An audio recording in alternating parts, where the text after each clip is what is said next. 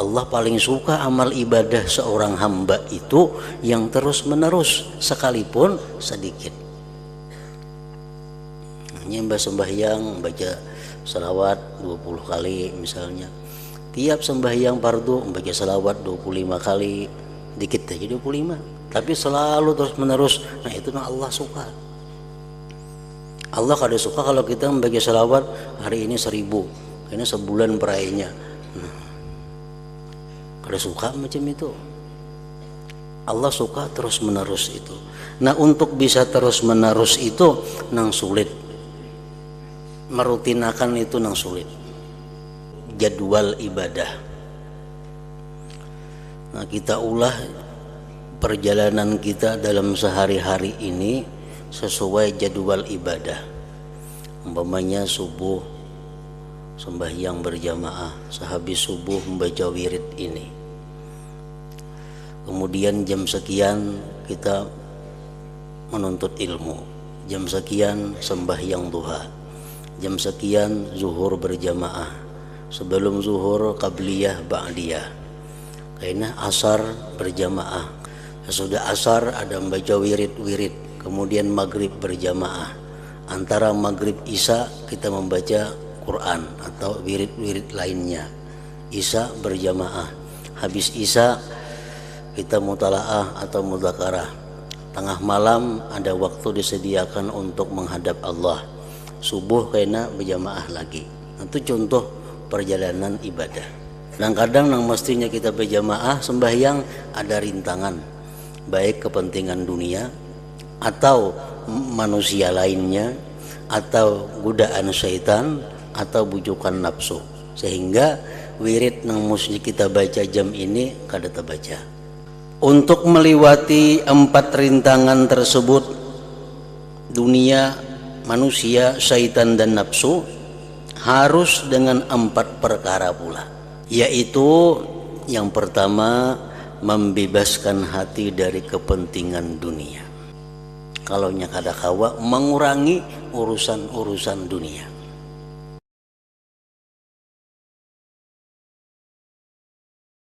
Bismillahirrahmanirrahim. Alhamdulillahirabbil alamin.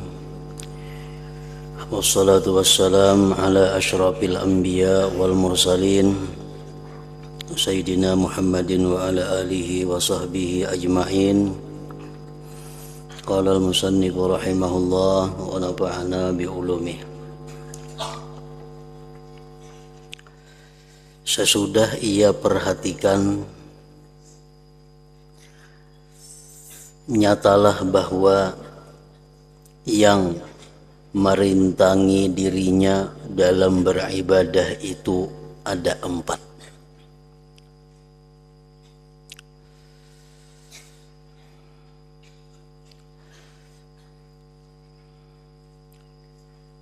Empat perkara inilah yang merintangi atau menghalangi seseorang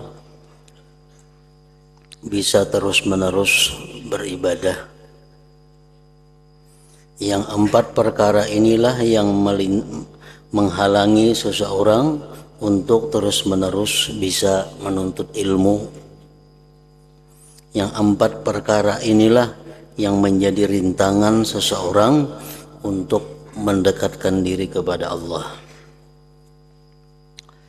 Yaitu yang 4 perkara tadi. Pertama, kepentingan duniawi. Yang kedua, lingkungan, maksudnya manusia, termasuk di dalamnya keluarga. Yang ketiga, syaitan. Dan yang keempat, nafsu. 4 perkara itulah penghalang seseorang untuk mencapai tujuan kebaikan. Mau tidak mau, ia membutuhkan cara penolakan terhadap 4 rintangan ini dan menghajatkan tersingkirnya rintangan-rintangan tersebut. Jadi 4 rintangan itu kalau kada disingkirkan, kalau kada dijauhkan, maka sudah nyata kita kada sampai kepada yang dituju.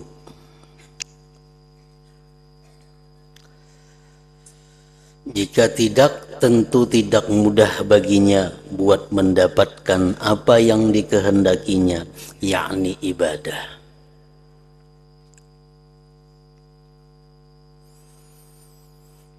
Jadi di sini ia menghadapi jalan yang sulit berupa rintangan-rintangan ibadah yang disebut akabatul awaik. Akabatul awaik itu artinya jalan yang sulit berupa rintangan-rintangan ibadah.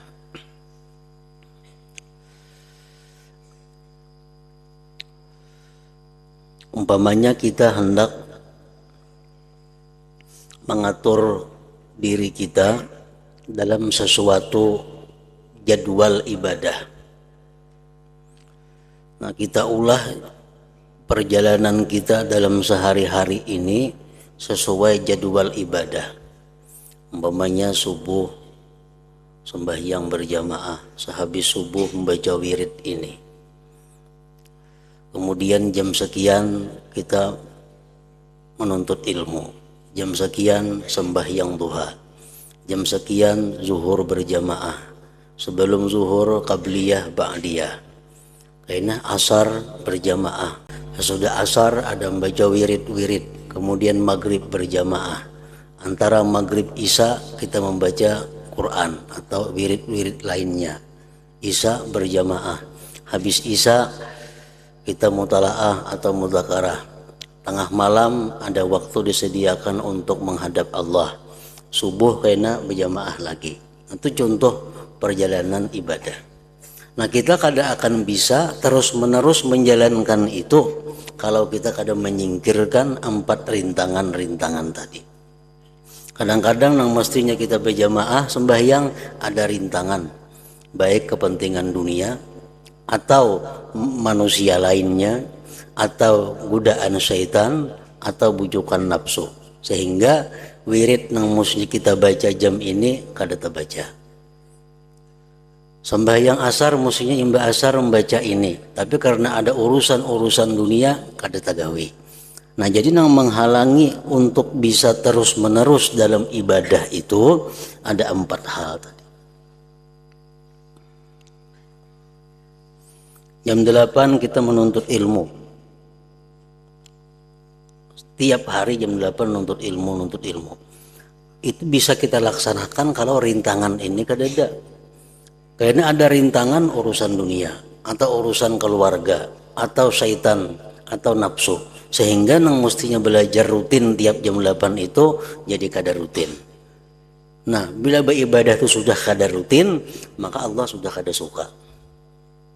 Mbahnu beribadah, mbahnu beribadah, mbahnu kada, Allah kada suka itu, walaupun banyak. Allah suka ibadah itu yang terus menerus, yang terjaga walaupun sedikit. Ahabbul a'mal ilallah adwamuha wa in qalla. Allah paling suka amal ibadah seorang hamba itu yang terus menerus sekalipun sedikit. Nyembah sembahyang baca salawat 20 kali misalnya, tiap sembahyang fardu baca salawat 25 kali, dikit aja 25, tapi selalu terus menerus. Nah, itu Allah suka.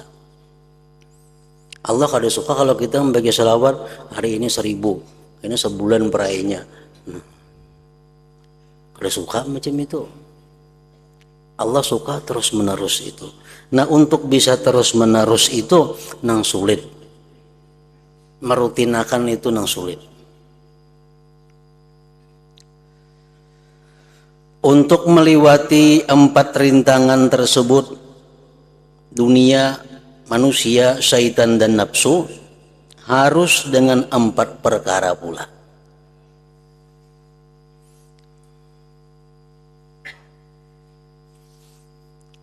Yaitu yang pertama, membebaskan hati dari kepentingan dunia. Artinya apa? menjauhkan usaha-usaha, urusan-urusan dunia. Kalau nya kadakawa mengurangi urusan-urusan dunia. Kalau kita banyak urusan dunia, jelas sudah beribadah itu kadakawa terus menerus. Mengurangi urusan-urusan dunia. Yang kedua, membebaskan hati dari pengaruh lingkungan. Artinya apa? Mengurangi pergaulan. Kalau kada begaul sama sekali, kurangi pergaulan itu. Karena banyak pergaulan, banyak kenalan itu mengganggu kita untuk terus-menerus bisa menjalankan ibadah.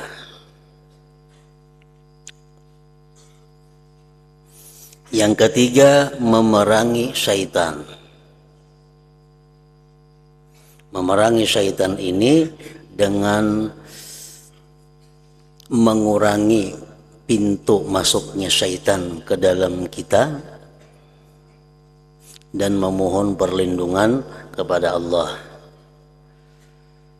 Memerangi syaitan itu dengan cara mengurangi pintu-pintu syaitan ke dalam diri kita. Kan ada puluhan pintu syaitan itu bisa masuk ke dalam hati kita. Yang dikurangi pintunya itu dan memohon perlindungan kepada Allah. Yang keempat, dan menggempur nafsu. Artinya mengendalikan nafsu.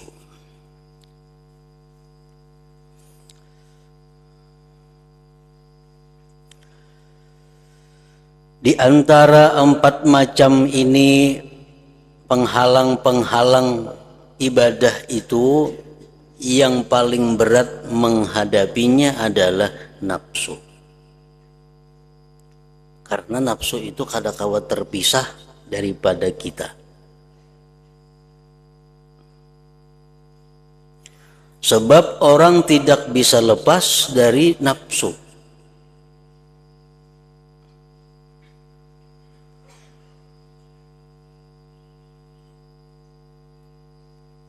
Nafsu kadang-kala lepas selama kita hidup daripada nafsu, serta tidak dapat mengalahkan dan menggempurnya sampai tuntas seperti halnya terhadap syaitan. Nah, kalau syaitan itu bisa dikalahkan. Kalau nafsu kadang-kala dikalahkan, dikendalikan aja, dibujurakan.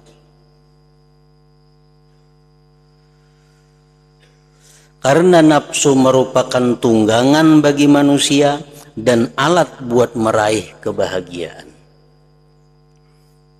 Makan itu nafsu, minum nafsu.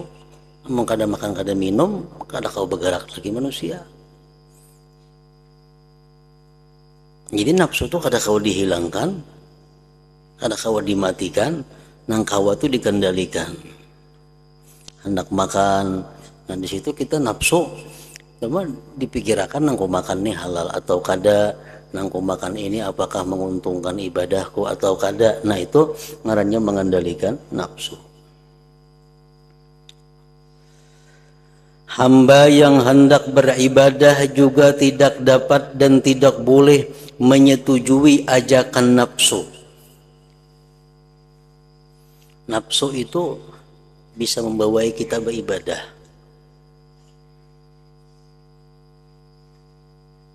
Nafsu bisa mengajak kita beribadah.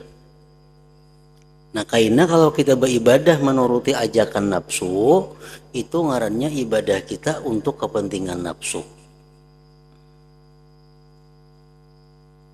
Ibadah itu banyak yang sesuai lawan nafsu. Nah, nafsu ini bisa mengajak kita untuk beribadah, tapi sekaligus inya tertunaikan.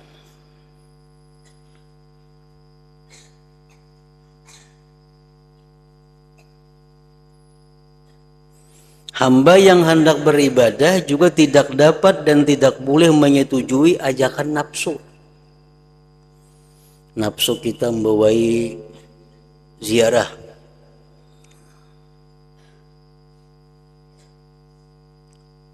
Nah, ziarah ini contohnya, atau contoh nafsu mengajak kita membawai ziarah ke kubur-kubur nabi, ke kubur-kubur aulia umpamanya. Nah ini hati-hati ajakan nafsu, karena nafsu itu hendak nyaman dinya. Karena bila ziarah itu keliling kota, melihat nang bagus-bagus, melihat nang nyaman-nyaman, melihat rekreasi. Nah sekaligus nafsu dapat keuntungan di situ. Padahal ajakannya adalah ziarah. Nah bila ziarah karena nafsu itu bukan barakah para nabi, barakah para wali yang didapat, tapi kerugian baik dunia atau akhirat.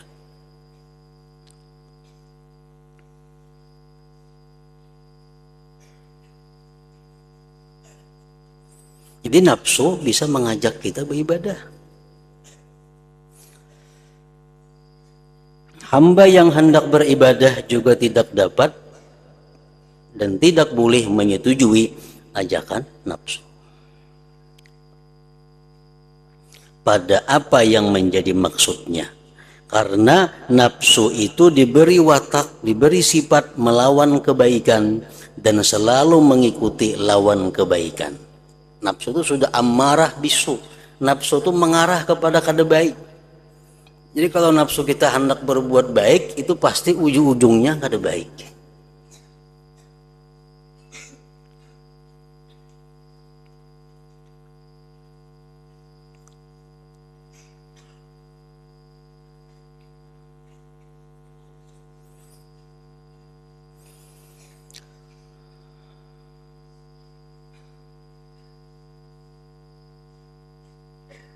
Lantaran demikian maka dibutuhkan pengendalian nafsu dengan kendali takwa.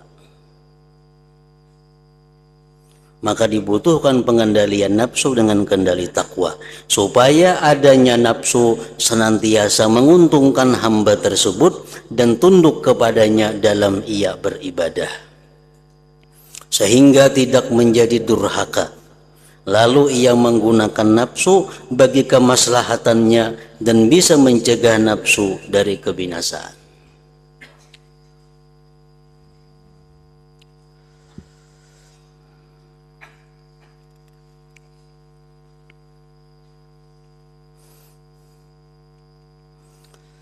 Apabila demikian, hamba itu harus mulai melangkah melalui jalan yang sulit, memerangi nafsu dan memohon bantuan Allah untuk itu. Riyadhatun nafsi, melatih nafsu disertai memohon bantuan kepada Allah agar bisa menyingkirkan ajakan-ajakan nafsu tadi.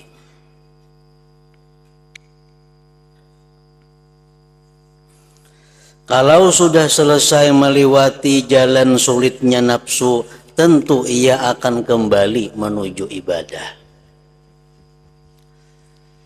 Kalau sudah umpamanya urusan-urusan dunia sudah dikuranginya, pergaulan-pergaulan kepada manusia sudah jauh dikuranginya, jalan-jalan syaitan masuk ke dirinya sudah banyak ditutupnya, nafsunya sudah bisa dikendalikannya.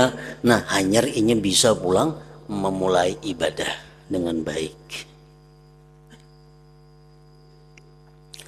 Nah begitu ibadah sudah dimulai dengan baik, sudah kau mengatur dirinya, menyeleksi kawan sudah bisa, ini yang patut dikawani, ini nang kada. Sudah selesai urusan penghalang-penghalang nang empat tadi kawa diatasinya, lalu inya kawa beribadah. Nah, hari pertama inya kawa sesuai jadwal yang ditentukannya, rutin beribadah. Hari nang kedua bagus ibadahnya kayak hari pertama juga bagus teratur. Hari ketiga, keempat, kelima sampai seterusnya ini sudah bagus menjalankan ibadah. Kenapa? Karena penghalang ibadah sudah disingkirkannya. tiba-tiba ia menghadapi lagi berbagai rintangan yang melintang di depannya. Habiskah rintangan kita? Belum habis. Padahal urusan dunia sudah jauh berkurang. Pergaulan sudah jauh dikurangi. Syaitan sudah sedemikian rupa dimusuhi. Nafsu sudah sedemikian rupa dilatih. Beribadah sudah mulai nyaman. Tiba-tiba ada rintangan lagi yang menyibukkannya dari maksud ibadah yang menjadi tujuan, beserta mencegatnya dari melulu beribadah sebagaimana harusnya.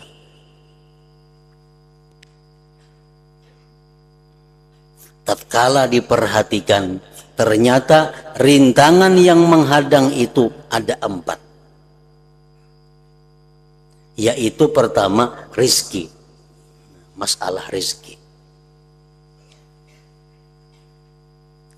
Kan tadi hendak beribadah supaya kawa lurus, supaya kawa terus menerus, kurangi urusan dunia, kurangi pergaulan, perangi syaitan, kendalikan nafsu, itu sudah kawa. Kalau yang beribadah nyaman beribadah. Nah, nangarannya usaha dunia dikurangi, pergaulan kawan-kawan dikurangi, otomatis pemasukan duit jadi kurang. Kita pikir, amun kayak ini cara aku bisa berhabisan modal nih beribadah, kayak pakai aku anak sekolah, kayak apa mau ungkusi bini, kayak apa kena mun aku garing berubat, kayak apa kena itu, kayak apa ini. Padahal beribadah sudah bagus karena sudah dikuranginya dunia-dunia, perkawanan dikuranginya.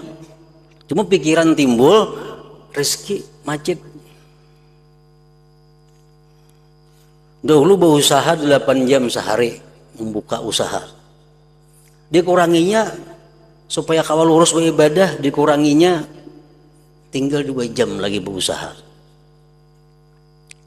Besi kawan banyak, jalan-jalan rezeki, jalan-jalan duit. Sekarang kawan dijauhinya, tinggal kawan-kawan agama yang masih disisakannya.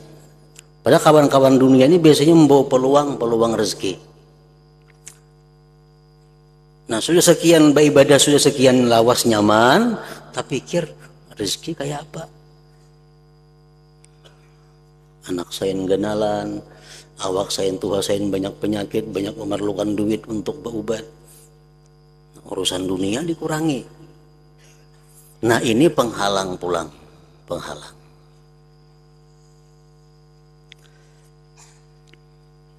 Nafsu selalu membujuknya dalam masalah rezeki ini. Nafsu membujuk dalam masalah rezeki.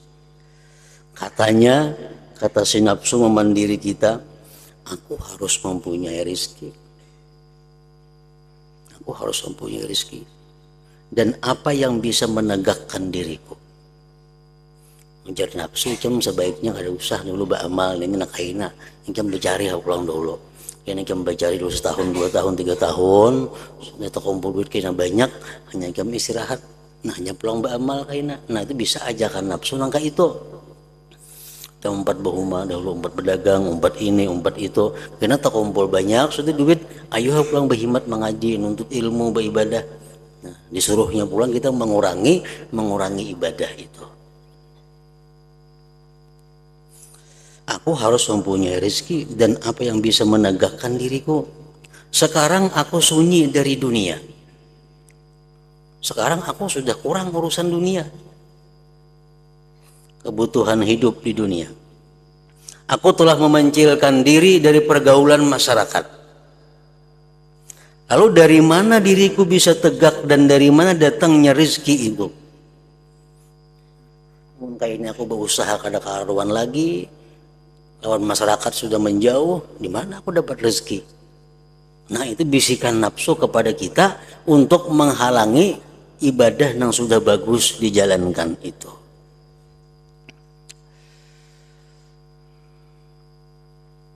Nah, masalah rezeki itu.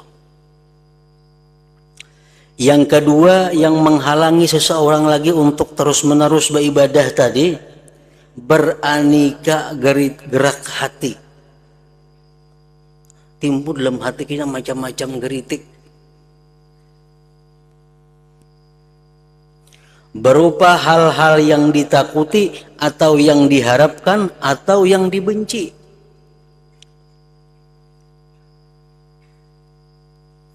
Sementara itu ia tidak tahu apakah yang dibayangkannya itu menjadi baik ataukah malah menyebabkan kerusakan dirinya. Sebab akibat di belakang hari merupakan perkara yang samar. Maka hatinya pun selalu sibuk memikirkan persoalan tersebut karena boleh jadi ia bakal terjerumus dalam kerusakan di kemudian hari. Rezeki sudah semacam tadi timbul pikiran. Saya sehari saya berkurang pemasukan, saya berkurang pemasukan. Saya sehari saya menjual nang ada, saya menjual nang ada, nukar kada kau lagi. Nah, nang kedua timbul geritik hati ulang. Wang menangka ini berusia aku habis harta. Amun nangka ini kena kayak berusia aku umur panjang hanyar mati. Harta kada ada lagi. Beribadah berusia kada menuntong. Pas rugi keduanya, dunia parai, akhirat parai. Nah, jadi macam-macam timbul geritik hati nang supaya kita ini meninggalkan ibadah.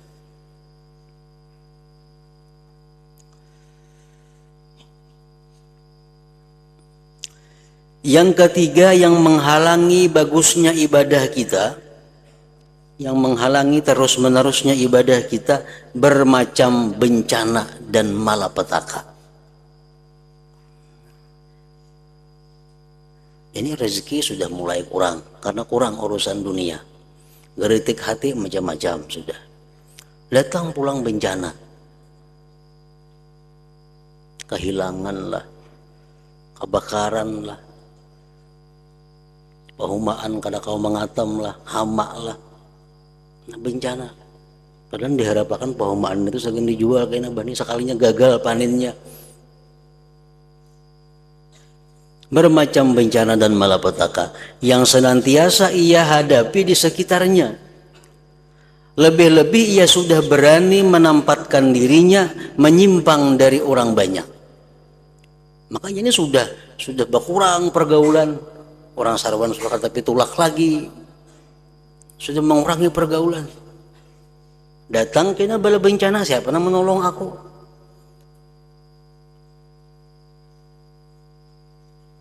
Lagi-lagi ia sudah berani menampatkan dirinya menyimpang dari orang banyak, memerangi syaitan dan melawan ajakan nafsu. Banyak sekali keadaan yang ia rasakan menghalanginya, banyak kepayahan yang ia tanggungkan, banyak kesusahan dan keresahan yang melintang di depannya, banyak bencana yang menyongsongnya. Ini cobaan orang beribadah.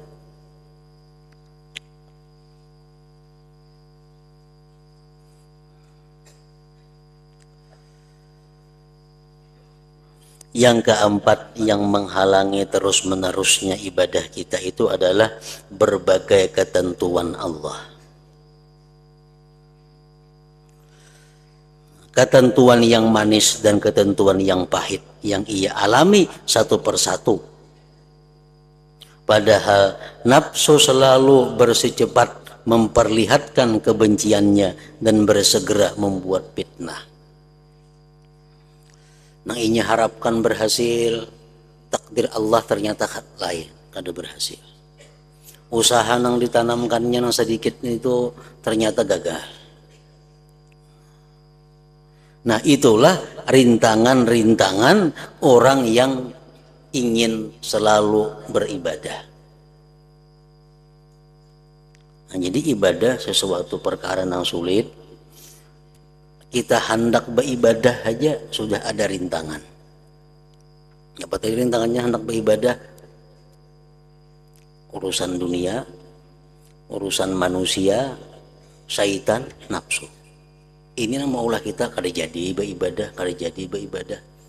Nah, 4 perkara sudah kawa kita mengalahkan, kita sudah mulai bagus beribadah, sudah bagus menuntut ilmu, ada pulang datang pikiran-pikiran masalah rezeki kayak apa berkurang, geritik hati macam-macam timbulan, bala bencana datangan menimpa, takdir Tuhan lain sesuai dengan yang diharapkan. Nah, di sini seorang hamba tersebut menghadapi aqabatul awarid, jalan rumit berupa rintangan yang datang kemudian. Nah, ini ngarannya jalan rumit, rintangan kemudian.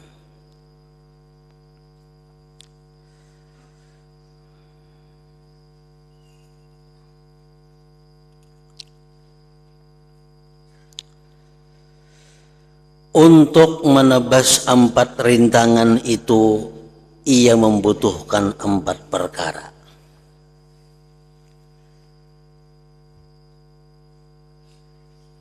Tadi sudah bagus beribadah, sudah rutin kawat tiap hari melaksanakan ibadah dengan bagus. Timbul masalah rezeki macet. Kenapa macet? Karena dikurangi usaha supaya bisa beribadah dengan bagus. Rezeki lo berkurang. Nah, menghadapi itu kayak apa? Imam Ghazali menjelaskan, untuk menghadapi masalah rezeki ini, 1, tawakal Allah, bersandar kepada Allah dalam menghadapi rintangan berupa rezeki. Tawakal kepada Allah.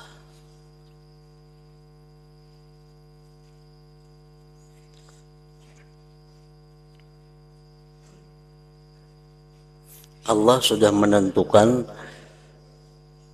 sebelum kita keluar ke dunia ini, Allah sudah menentukan bahwa Fulan bin Fulan itu kuberi rezeki jatahnya jatuhan 20 miliar sepanjang hidupnya. Itu ketetapan Allah. Fulan bin Fulan begitu inya lahir ke dunia sampai inya wafat, inya kuberi rezeki 1 miliar. Ada sekian juta, ada sekian ribu.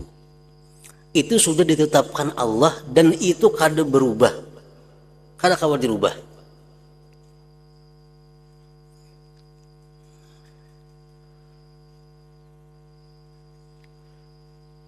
Jadi ketetapan Allah itu kita berusaha atau kada berusaha, kada berubah. Jangan kita anggap bahwa kita banyak dapat rezeki ini karena banyaknya kita membuka usaha, kada itu. Bila itu syirik. Allah sudah menentukan kepada kita rezeki kita sepanjang hidup kita ini sekian. Dan Allah juga yang menakdirkan, dari sekian itu jar Tuhan yang didapatkannya melalui usaha ini sekian. Dan inya sudah kutentukan karena berusaha itu. Dapat dari pertanian ini sekian juta dan inya kutakdirkan berusaha itu. Nah, jadi semua itu sudah ada ketetapan Allah. Kalau kita beranggapan bahwa rezekiku ini banyak karena aku banyak mempunyai usaha, itu anggapan yang salah, yang berbahaya. Nah, tawakal kepada Allah menghadapi rezeki. Bahwa tawakal artinya apa? Kita berserah kepada Allah urusan rezeki. Berserah macam apa? Aku sudah percaya dengan apa yang ditakdirkan oleh Allah. Nang rezeki ampunku pasti sampai kepadaku. Rezeki orang lain kada bakal kepadaku. Jadi kada perlu kita memikirkan rezeki. Allah menakdirkan ikan dapat rezeki hari ini 1 juta, ikan nguringin di katok orang di rumah. Ikan nguring mengaruh na nguring. Tok lah mengatok na duit 1 juta ada kiriman. Nang baca hari sehari kada tahu 1 juta. Takdir Allah sudah menentukan demikian. Jadi urusan rezeki ini sedikit pun jangan kita risau, jangan kita ragu, jangan kita lupa kepada Allah. Nang banyak orang itu matinya kafir, nang banyak orang itu matinya su'ul khatimah, akibat selalu merisaukan urusan rezeki. Mung kada berdagang kayak pemakan, mung kada berhuma kayak belanja. Seolah-olah itulah yang menghidupan kita, yang memberikan kehidupan kepada kita. Kita kada ingat bahwa itu sudah ditentukan oleh Allah. Pulan bin Pulan dapat rezeki 1 juta rupiah jar Tuhan pada hari anu tanggal anu, dapatnya rezeki melalui usaha tani, dan inya kutakdirkan untuk berusaha tani itu. Nah, jadi kita berusaha tani dapat duit 1 juta, pasti terjadi ini tuh.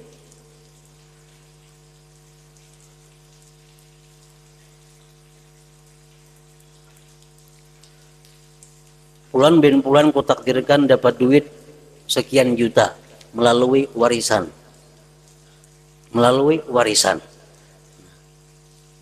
Nah, ini sampai hari anu, jam anu mati, siapa kan yang mati? Kita dapat warisnya, takanu kita duitnya. Nah, among kada jadi garisakan Tuhan ditakdir itu, betilanjang bejari kada tahu duit. Kita nih hari ini ditakdirkan Tuhan kada ada rezeki dapat pemasukan duit. Bacari nang apa aja hari kada dapat duit. Itu tawakal kepada Allah, bersandar kepada Allah dalam menghadapi rintangan berupa rezeki. Nah, jadi kalau kita bagus sudah beribadah, bagus timbul rezekiku macam apa nih? Tidak jualan terus sudah nang ada.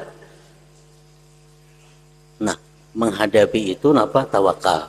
Allah sudah menakdirkan rezekiku, dan apa yang ditakdirkan Tuhan untukku pasti sampai kepadaku.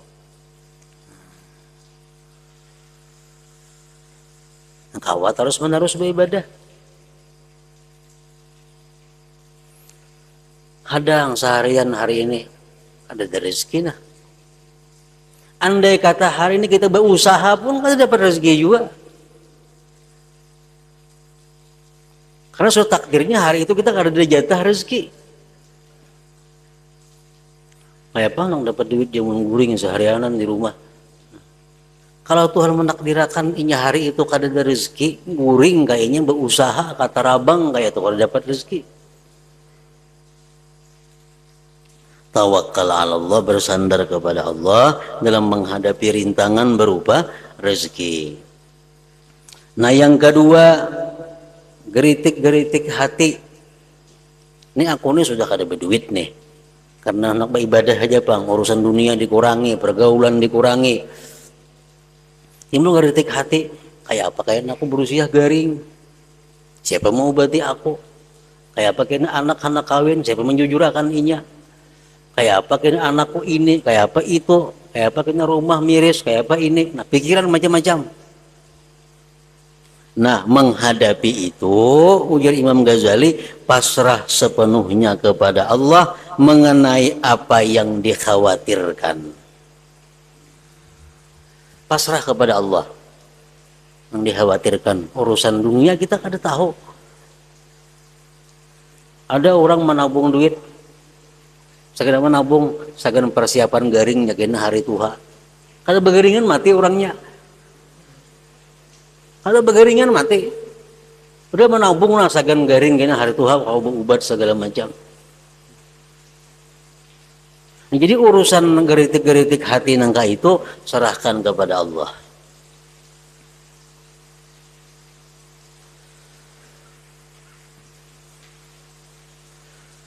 Allah Subhanahu wa ta'ala itu menjadikan manusia ini contoh. Kalau kita umpamanya berserah lawan orang, aku masalah ini kesarah pian aja, ulun kada menentukan apa-apa belajar pian mungkin kehidupan ulun ini ulun sarahkan lawan pian. Kita nang menerima ini pasti memikirkan. Kita hendak makan, kita kayak ngatan makan juga si anu nya kada bagus tuh, kita besar diri lawan kita sudah. Pasti kita memikirkan kayak apa pakaiannya, kayak apa makannya, kayak apa, karena ingin sudah menyerahkan diri lawan kita. ulun basarah diri lawan pian lah. Ulun kada ulun mengabdi lawan pianan apa jepian kasitu jepian nukar ini jepian gawi ini jepian nya basarah diri lawan kita. Tentu kita ini pasti memikirkan inya karena inya basarah diri mengabdi kepada kita. Nah, itu kita. Kalau Tuhan apalagi? Tuhan apalagi? Kalau kita berserah diri lawan Allah, kita hanya mengabdi kepadanya, Allah kadang akan menyia-nyiakan orang seperti itu. Pasti Allah mengaturkan hidupnya dengan sebaik-baik pengaturan, asal bujur-bujur menyerahkan diri kepada Allah. Nah, urusan geritik hati akan datang kayak apa kaina, serahkan kepada Allah. Yang ketiga, menghadapi bala bencana itu diperlukan sabar berkenaan dengan datangnya berbagai bencana. Yang keempat, apa yang kita harapkan tadi kada sesuai lawan kenyataan. Nah, takdir lain. Nah, menghadapi itu ridha ketika menghadapi ketentuan atau qada Allah. Nah, lalu hamba tersebut melangkah melewati jalan yang sulit ini dengan beroleh izin dan bagusnya tunjangan atau pertolongan dari Allah. Amu sudah kawanya mengatasi empat hal ini, urusan rezeki tawakal dihantamakannya, urusan geritik hati yang dikhawatirkan di masa akan datang taslim kepada Allah, menyerah kepada Allah, urusan bala bencana sabar dihadapinya, urusan qada takdir Tuhan ridha. Nah, sudah dilaksanakan itu nya beribadah mulus kembali. Nah, mulus beribadah nyaman. Inya bisa melakukan empat hal ini adalah karena bagusnya pertolongan Allah lawan dirinya. Seusai menebas rintangan dan kembali hendak beribadah kepada Allah. Halo? Sudah nyaman pulang, lurus sudah beribadah.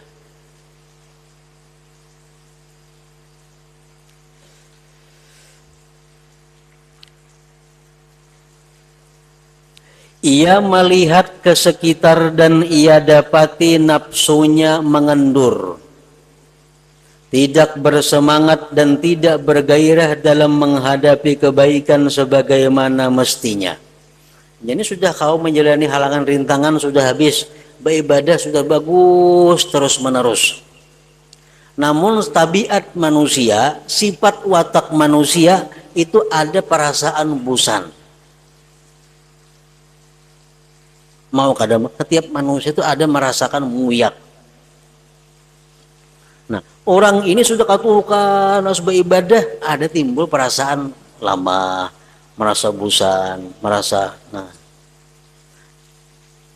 beribadah cuma ada rasa berat, ada rasa kulir, tapi ibadah terus jalan karena halangan sudah dibuanginya. Nafsunya cenderung senang lupa, bersantai-santai dan suka menganggur, bahkan mengajak berbuat jelek, omong kosong, mencari celaka dan bodoh. Dalam keadaan semacam ini, ia memerlukan pendorong yang bisa menggiringnya kepada kebaikan, taat kepada Allah, dan menggairahkannya kepada kebaikan. Nah, kalau ingin beribadah sudah mulai muyak, mulai bosan, padahal awalnya terus menerus beribadah cuma semangatnya sudah turun. Nah, ini diperlukan pendorong, pemberi gairah pulang. Serta membutuhkan perkara yang menahan dan mencegahnya dari perbuatan maksiat, mengendurkan nafsunya dari perbuatan jelek. Nah, pendorong dan pengekang itu adalah raja mengharap bantuan Allah dan khauf takut akan tindakan Allah. Nah, untuk menggairahkan ibadah yang mulai kendur ini diperlukan ada dorongan. Nah, pengarahnya dorongan itu raja mengharapkan anugerah Allah. Untuk menahan diri yang sudah mulai timbul pikiran-pikiran hendak berbuat kada baik, nah itu diperlukan pengekang, ngarannya khauf takut atas tindakan Allah Subhanahu wa taala. Nah, jadi mengharap dan takut ini gunanya adalah penyeimbang kita agar ibadah kita bisa terus bergairah, ibadah kita terus bersemangat, jangan sampai kendur tadi. Hadratin Nabi sallallahu alaihi wasallam al-Fatihah. Iyyaka na'budu wa iyyaka nasta'in ihdinas siratal mustaqim. Bismillahirrahmanirrahim. Alhamdulillah rabbil alamin. Wassalli wa sallim ala sayyidina Muhammad wa alihi washabbihi ajma'in. Allahumma ighfir lana ma akhta'na wa ma ta'ammadna wa ma asrarna wa ma a'lanna wa ma asrafna wa ma anta a'lam bihi minna, antal muqaddim wa antal muakhir, la ilaha illa anta. Sallallahu ala sayyidina Muhammad wa alihi wasallam.